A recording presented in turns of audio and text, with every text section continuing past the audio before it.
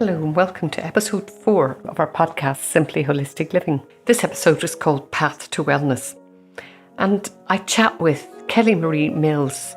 She's an Ayurvedic Living Educator and Senior Yoga Teacher based in the Clarin Centre in Clarin Bridge.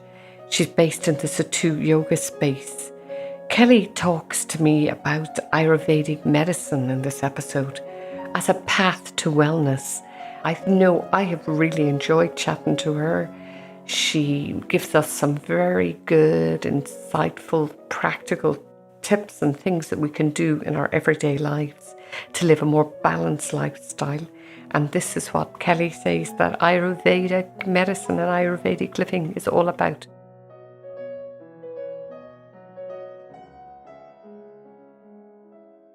I'm here today with Kelly Marie Mills, who is an Ayurvedic Living Educator and Ayurvedic massage therapist and long-term yoga teacher.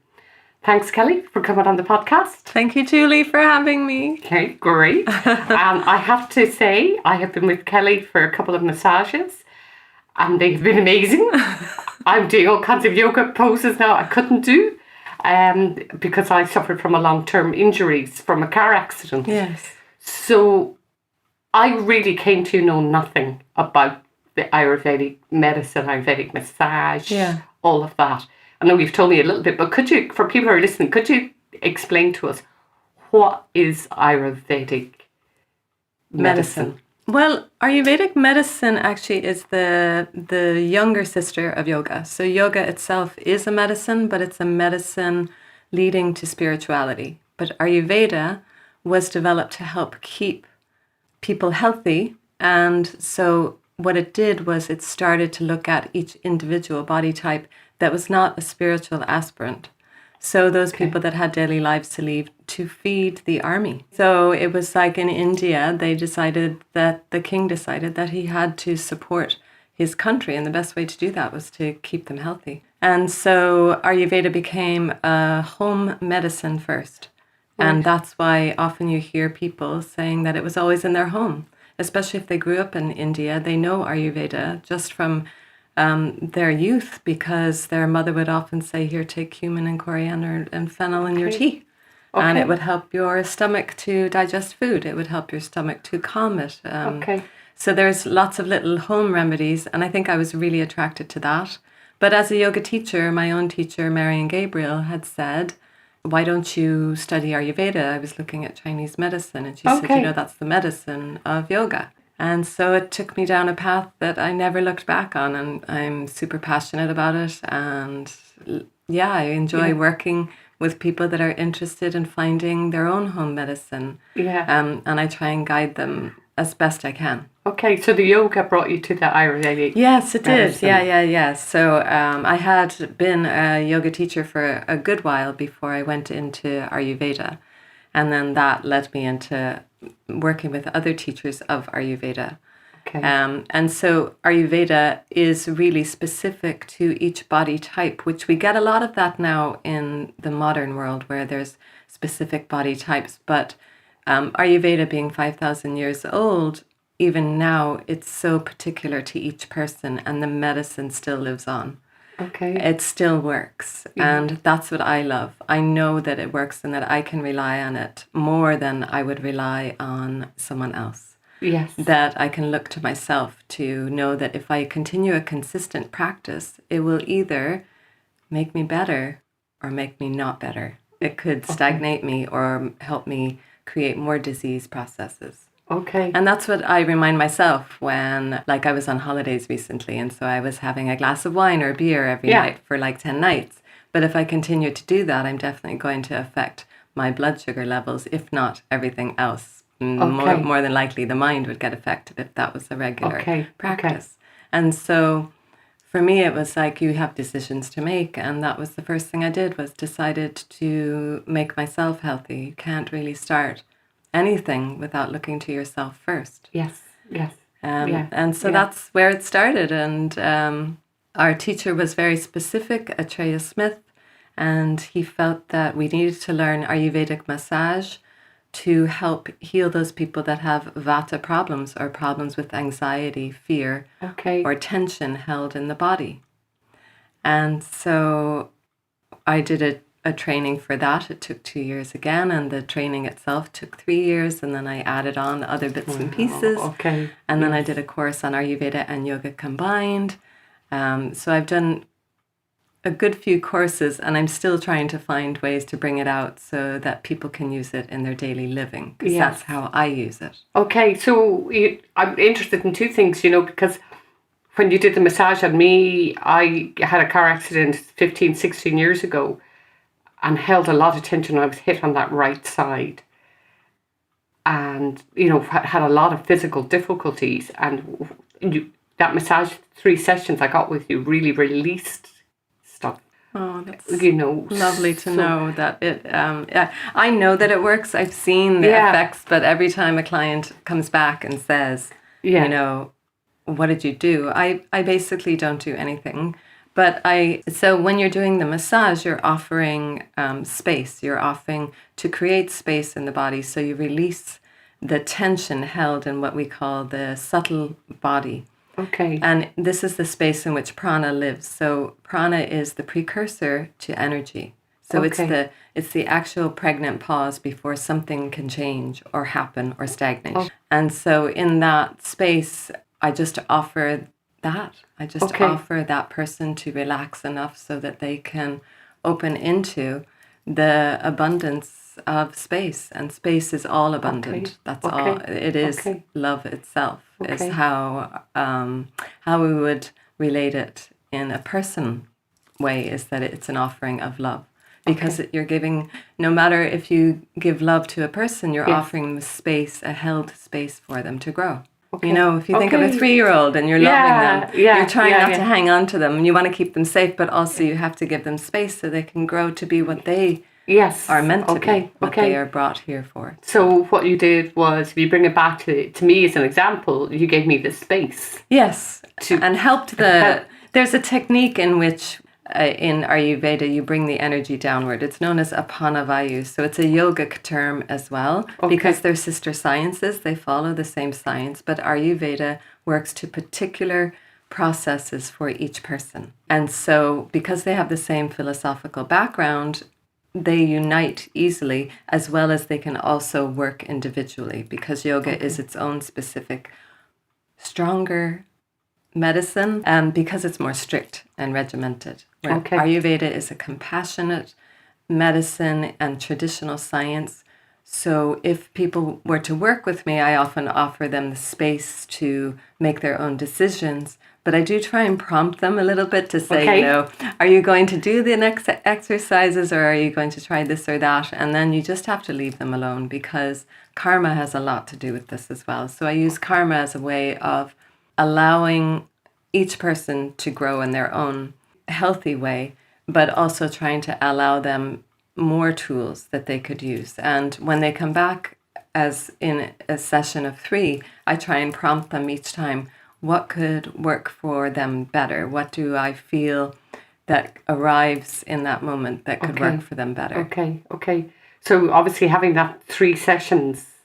It's a key point that comes back in Ayurveda all the time, because every time I look at the text, I always think of what Atreya said, was that whatever we do, whatever we say, first it comes into the physical, then it goes into the subtle, which is your breath, body, your mind, and emotions. Mm-hmm. And then the third goes into the discernment and the greater good. So when we have discernment, we find ourselves living for the greater good. It's not just about healing ourselves and holding on to that me. It's more about offering out, well, I learned this, or I do this, and I can offer this out. And then the challenge with using these tools is that you offer it out, but it's better to not expect something back. Yes. It's great when someone comes back to me saying that they had a lovely benefit from the massage, but often I may not hear for another year, and then they come back and I'm like, oh, it's great that you come back. It's if you hold on to that expectation of wanting something back in whatever we do, whether it's giving a hug and thinking that someone should hug us back when perhaps they haven't got the capacity at that time. Yeah. Perhaps they're wounded or they're shocked or whatever, Okay. and you hug them. Maybe they just can't. So it's letting go. It's letting go Okay. of what Okay. we feel should happen in our lives. Okay. Just as you let go, especially after the second treatment, you let go of expectation for the third one. Yes. Because you came in not knowing Yes. what was going to happen. Yeah. And that's always the interesting thing when Yeah. you come in. So I was telling Julie that if she would come in for 3 sessions within 3 weeks, Yes. I have found over the last 15 years working with people that often has the greatest benefit for the body. Because the body itself is material, it is the hardest to get it to understand. Yeah. That is why most people that are working as what they call coaches often work with the mind first, because the mind is the in-between point between discernment and greater good and the physical body. Yes. So if we can work with the mind, we can help the physical body greater. Okay. So that's why when I start these series, I say, if you come for 3, that's how I start the conversation. Okay. Because first of all, that's the first thing that I've set in their mind is 3 might help. And Yes. sometimes they don't get back for 3, but they do come again, and they try and keep it in the same sequential order. So Yes. that if they come every 2 weeks, Yeah. then, and it has a lot to do with other things as well, timing and finance and all of that too.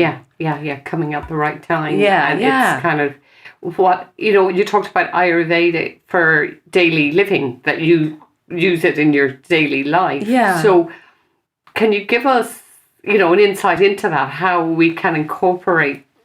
Yeah. So first of all, I still take digestive herbs, and I recommend most people take digestive herbs. So Okay. in Ayurveda, food is medicine. But that also means, like I had said earlier, that if we're eating the wrong things, we're not giving ourselves medicine. We're detracting from our life, from our lifespan as well, Yes. and the health of it. So in Ayurveda, there's spices you can take, there's herbal remedies you can take, but also there's ways of counteracting if we've had something. Like I've just had 2 Cantucci biscuits. Okay. So literally I should go and have a little bit of turmeric or something like that just to help my stomach digest To digest it. Yeah. Okay. Yeah. Okay. If I had them, but actually I haven't made them up because I've been on holidays. Okay, well, fair enough. Okay, you're allowed to go on holidays. Yeah. And so I take herbs every day, 3 times a day. Okay. Before my meals, but not everyone would do that. It's just specific to my digestive balance or imbalance. It depends on when you meet me. But right now it's currently quite balanced because of the holiday and rest and relaxation. Okay.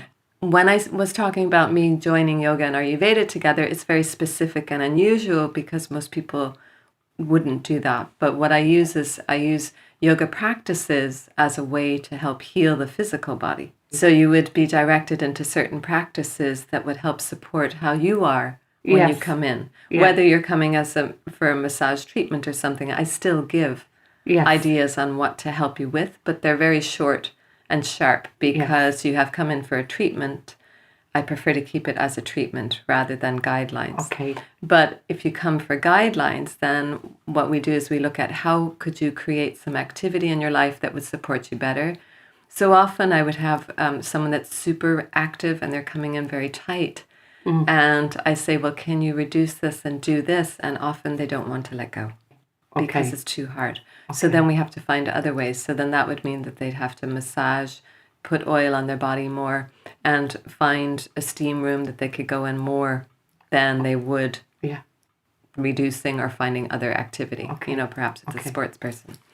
And other ways that it can affect people is that if you find you're very stagnant, then I would say, can you get more exercise in? Can you stand up every hour and do some marching?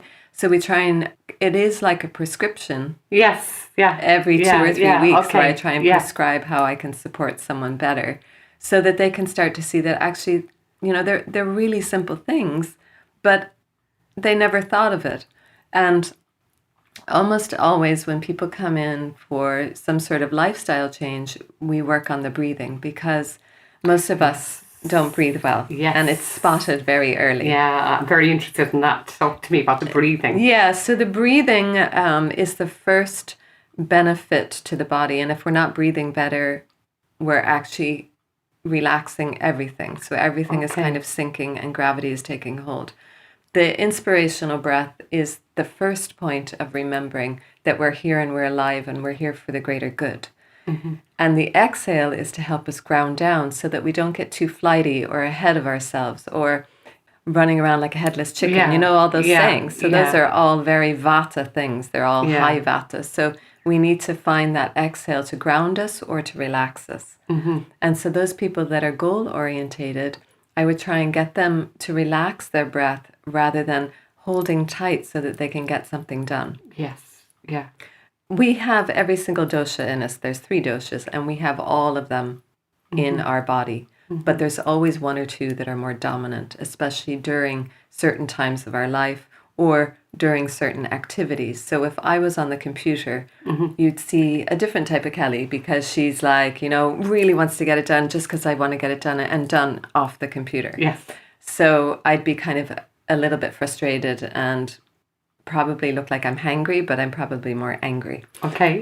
Because it's frustrating. So Yes. that sort of thing, that means that I really should be standing up more. I should be breathing better, lifting my arms up, big breath in, and a long, slow breath out. And reminding myself that everything gets done at the right time. Yeah. So I try and find tools that would suit who I am, because I know I get frustrated quite easily. Yeah. That I have to remember that it's only a compassionate practice for me will support my life better. Yes. So someone that has more inertia, they would be required to try and build energy and keep a higher level of energy in them. And almost like remember that inspiration is what lifts them.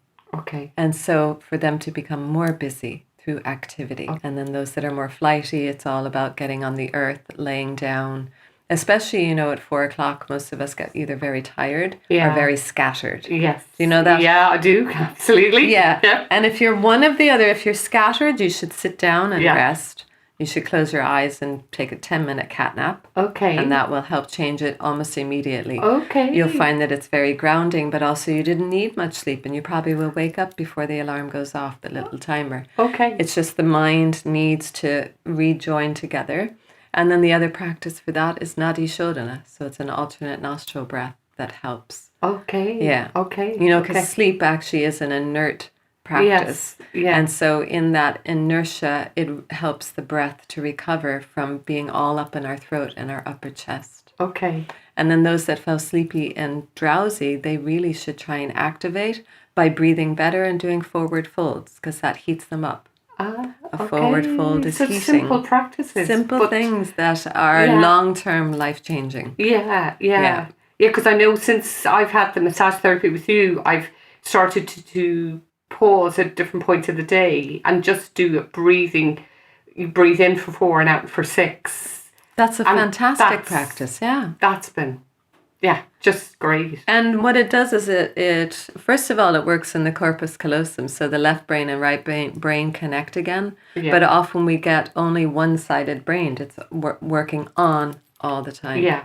And so if we can get both sides working, then we feel much more alert and we can focus in a unique way in which we see the full picture rather than just like me on the computer, just only the computer, whereas it would help my creativity if I actually had both sides working. Yeah, because I can totally identify with that. On the computer, running and rushing and just... Making mistakes and having to go over and check them 2 days later and things like that. Yeah. It's time saving actually to do a little bit of breathing and especially in the afternoon. Yeah. I think it's amazing just for me coming, you know, and people that are listening to this who don't know anything about Ayurveda, is that they're simple practices, but it's getting somebody like yourself to coach. Yeah, and I have a course coming up at the end of September. Please. Yeah, it's called The Sattvic Life, because sattva is like the harmonious principle of life. Okay. And then so we call that harmony then, and then inertia is tamas. So that is the one that's very dull and desensitized.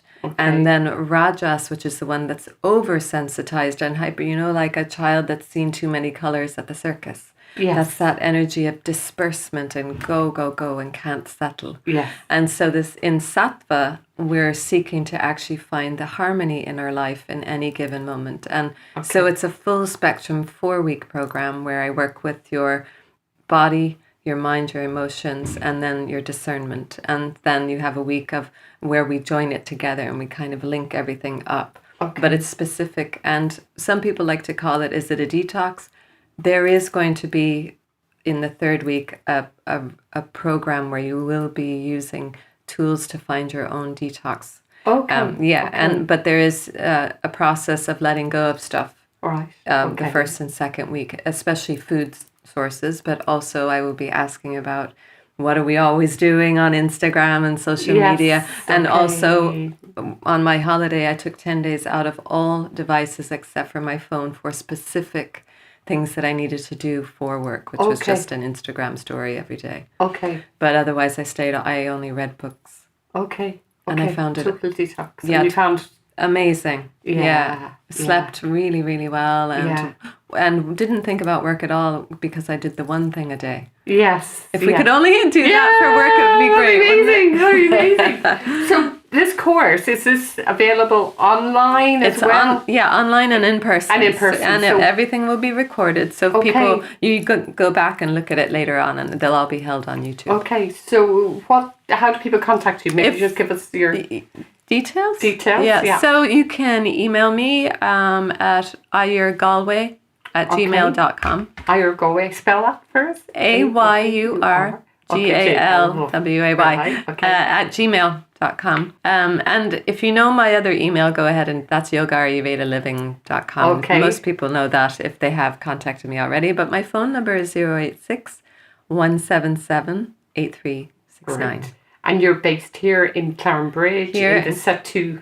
Yes, in Setu 7. So we're in the original bungalow. So, and I have a lovely, a beautiful therapy room and also an adjoining restroom for people to use if they need it. So this is in Kilcornan, in the we're right woods, in the middle of the woods. I mean, it's just the most divine. I'm looking out here, the trees. And the little play school and everything. It's just amazing how I ended up here. I have no idea because I've traveled all over. So all down to Siobhan Moylan, of course, and her extensive greatness for helping me. Really, I have so much gratitude for her. Yes. Yeah, she's my yoga teacher as well. Kelly,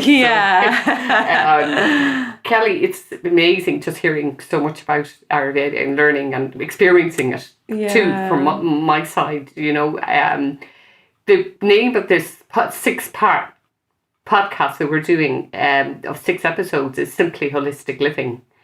So it's feeding the mind, body, soul is the underneath that. So it fits. Oh, yes. That was my curiosity starting out on this. And I've been interviewing and had some amazing guests like yourself.